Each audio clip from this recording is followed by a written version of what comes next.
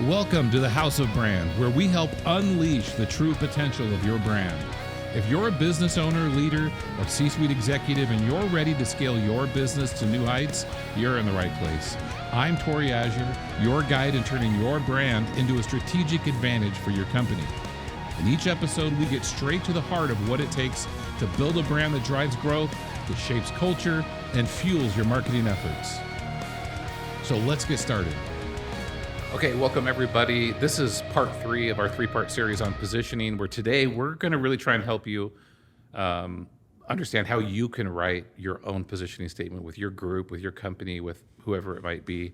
We'll try and get through this one quick, Aaron. Give somebody some good things to really chew on and see if they can go out and give it a try. I recommend that we'll leave you guys some resources in the show notes here about different areas where you can download like the positioning statement, or maybe even a program that you might use to help you get through this. But for the most part, this could really be done with Microsoft Word or anything that you already have. You can just write it down with pen and paper too. So let's do this. Let's go through kind of a who, what, where, why, when type of situation that your company right now, and you've decided you want to start to try and do your own brand, and positioning is where you're going to start. Who do you think should be in that room when you go to start? This is the perfect, I was going to say this whether you asked me this question or not. I was going to say, okay, well, starting out, for one, we believe the way that our process works and how we set this up, you should be the business owner or the leader or the leadership team of that business. You shouldn't leave this up to your marketing team or whoever else to decide this for you. Definitely whoever's controlling the company. Yes, right, because this is going to dictate your company, not just your marketing.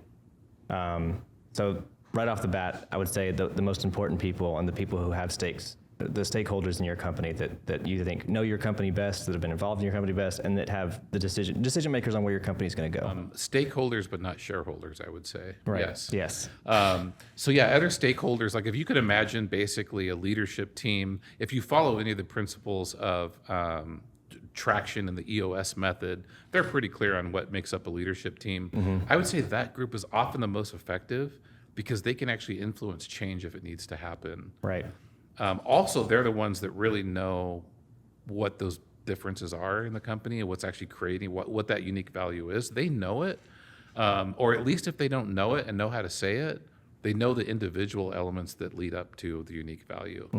Okay, so that's who, and I agree with that. People always think that it should be a marketing team, and I would say if you have a marketer on your team that interacts and is a part of leadership, okay, that person should be in the room during that. Yeah, I say in the room for sure.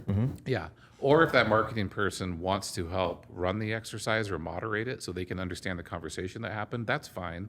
But I think what we don't want to prove out during this exercise is it's really just a marketing function and just marketing people are in it. But leadership doesn't buy into whatever we create and ownership doesn't buy in. Don't do that. Yeah.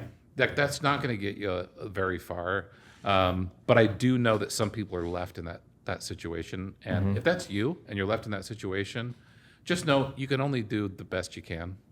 Yeah. I mean, like, you can't do much more than just we have our opinion on where this company is going, and we have our opinion on what we should do, and we might be right, we might be wrong, because leadership might change their mind at some point.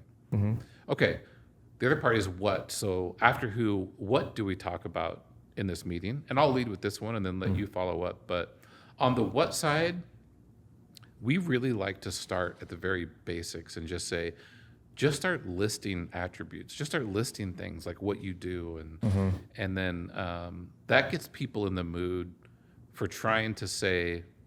It's a bit like if you're a person saying, well, tell me about yourself, and then you just start trying to list all of the different things, and it's almost as hard as that sometimes. Because if somebody asked me that, I'd be like, I don't know, I like to golf, and you go through the first thing, you go through all the obvious. But then when you dig deeper, you start to go to, okay, what kind of people do you trust and have in your life? And you can get really deep with it.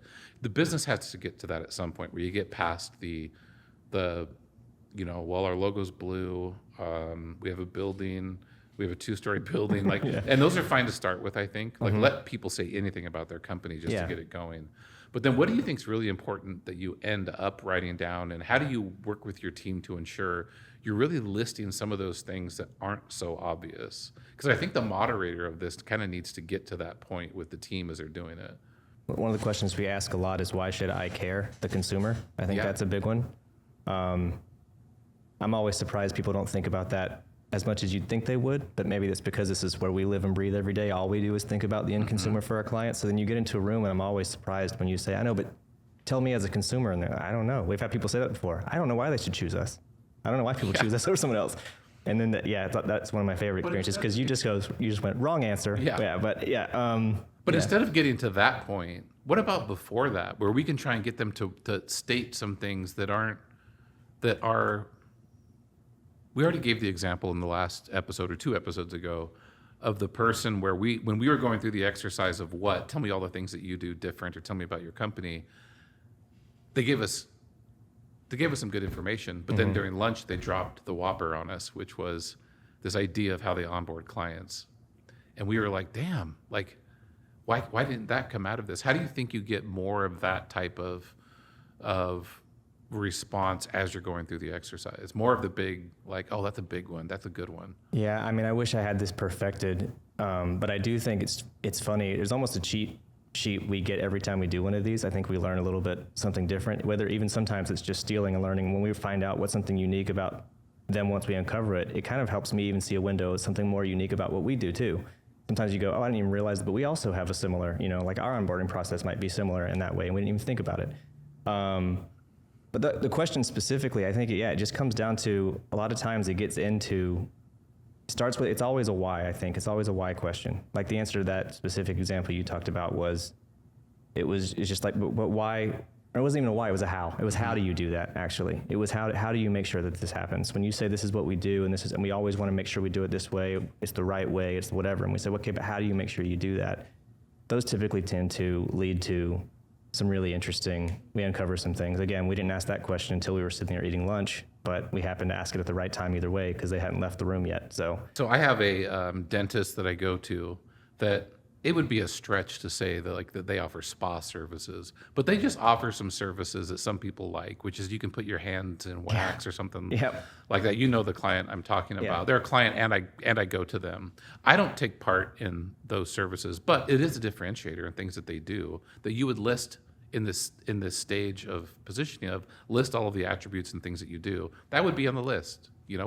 Yeah, it is. That's fun, because there's people have such a fear of going to the dentist, and it's kind of like that's what they're really, one of their unique values is they're trying to alleviate that fear, right? They're trying to make it a relaxing experience versus one that you dread. Yeah.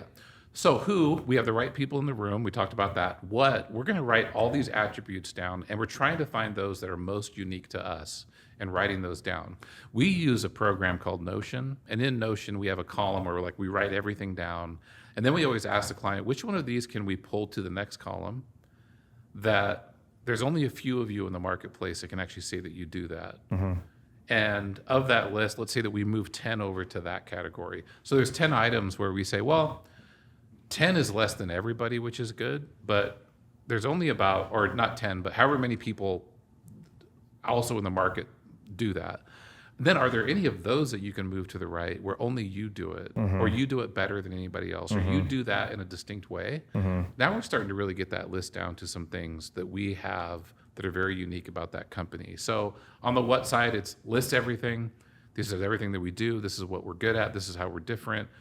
Which ones of those do you think you're different than most people at? And then which ones of those are you convinced that you're better or unique at? Now you've got a good list. Yeah.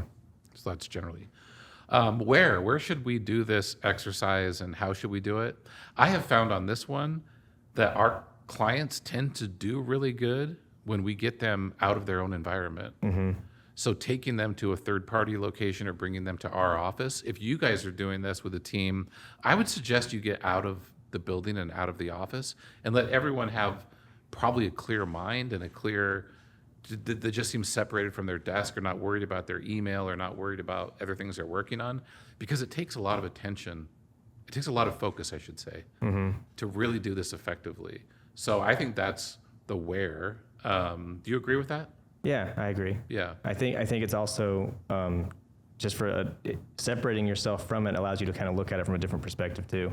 You're sitting there at your desk doing it's maybe harder to even talk about it in a unique way because this is your everyday place. But now you're in our office, you're on our turf. You've got to kind of defend yourself a little bit more, and you've got to explain it a little bit more. We're not seeing it. You have to make us see it. So I think it helps even on that side, subconsciously. Yeah. So of the who, what, where, why, and when, we're at why. I think we've explained the why for probably the last 2 episodes now. We don't really need to get into the why. If you haven't watched episode 1 and 2, go watch episode 1 and 2. You're going to get a lot of the why about why these positioning statements and going through this exercise is important. When should you do it? We typically, well, I think when it comes to the timeline of your company and the time of year or anything like that, I think it's as soon as you realize and you guys have identified that some of these things are missing in the position that you don't really know the answers, it's probably a good idea that in the life cycle of the company, you should probably do this exercise. So that's kind of the condition that sparks it, I would say. But what about, I mean, time of day? Do you think that matters or anything like that? On the when? I mean, I know what you can describe how we do it. Maybe you should start with that. Yeah, I mean, we tend to do it in the morning and then go up till lunch, and we'll take a lunch break. Is usually how we end. We'll continue talking through lunch. It's sort of a working lunch, but that's typically the way we do it. We have done one, at least I've been a part of one that we did like 8 p.m. at night, and I will say I didn't love that. No, that's actually that example you're giving is a really good, I think, description of why all of the details matter. Because I agree with you, we didn't get much out of that, and people kind of were expecting just a presentation. They weren't really ready to engage. So it could have been maybe, that was again a third-party location. It really didn't go as well as we hoped. And we got we always get some information out of clients, but we didn't have the engagement. So yeah, ours is, we like to do it, kind of in the morning. We like to spend about 3 hours on it. That's the time involved if you guys want to know how we do it. And we require a pretty heavy investment of brain capacity. Yeah, I was going to say, I think the answer to the question isn't so much a specific time as it is, but be specific about making sure it's going to be when you're going to be most ready for it. Yeah. Like if you're coming in at 8 p.m. and you're going to be tired, then this is not the time to do it. You need to come in when you can invest yourself fully, because it's a challenging conversation. It's a challenging exercise. So again, if it's not challenging, and if you're having a really easy time getting through this, there's either two things happening. One is you guys are a great organization with a great niche. You know exactly what you are. But I suspect one of the things that's happening if you breeze through this is you really haven't dug deep enough. You haven't found a differentiator. You're probably being too grandiose or table stakes with what your statements are. And we would be there to tell you, come on, guys, dig a little bit deeper here. This isn't good enough. Yeah, maybe that's another who we should have added to the start is us, or someone like us who will challenge you on that. I think you also don't want to have a bunch of yes men in the room who are just going to say, yeah, this is all great. This is what we've always said. It's perfect. And if you're using this positioning template that we're providing as a, what do they call that when you're just trying to reinforce your own, whatever you came in with already, then you're using it wrong. You should use this to challenge yourself and see if it really does fit this criteria. If you're just saying like, oh yeah, no, we have this. We do this through excellent customer service and through, all the table stakes things, and you think that's good, you answered the questions, therefore you're set, you're probably wrong. Yeah, a good point. We're there often to be that voice of, it's not criticism. No. But that voice of saying, basically, I'm going to tell you that's not good enough and stop you right there and say, can you state that in a way that's different, or can we get more from you? So yeah, exactly. You need a moderator in the room that is going to be able to be that voice. All right, so great. So we've established who, what, where, why, when of writing your positioning statement. We have in the first 2 episodes talked a lot about the why and about why this is important, and the next phase that you'll do as you go through your brand exercise. I would encourage all of you to just, maybe if you're a marketing manager or you're working in an organization that you think should go through this exercise, go through it yourself briefly and write some things down and see, kind of play around with it and see what your experience is with it. But ultimately, I think it's really just about going out there and trying it and trying to write one and putting things down on paper. I think, like a lot of things in life, the first step, just take action and start documenting things. And I think that's the best advice that we can give. If you have any questions, you're going through this process and you want some advice, feel free to write a comment, ask us questions down in the comments. Both Aaron and I will be looking at it. We can go in there and provide some feedback to people if you go through an exercise or you want to go through your own positioning exercise. Also, any other questions about where to find documents or how to get through it, again, leave comments. We'd be happy to answer it. With that, I hope in this 3-part series, You know more about positioning than where you started. You feel like you could take yourself and maybe your team through a positioning exercise. And with that, thanks for watching, and look for us on the next episode of House of Brand.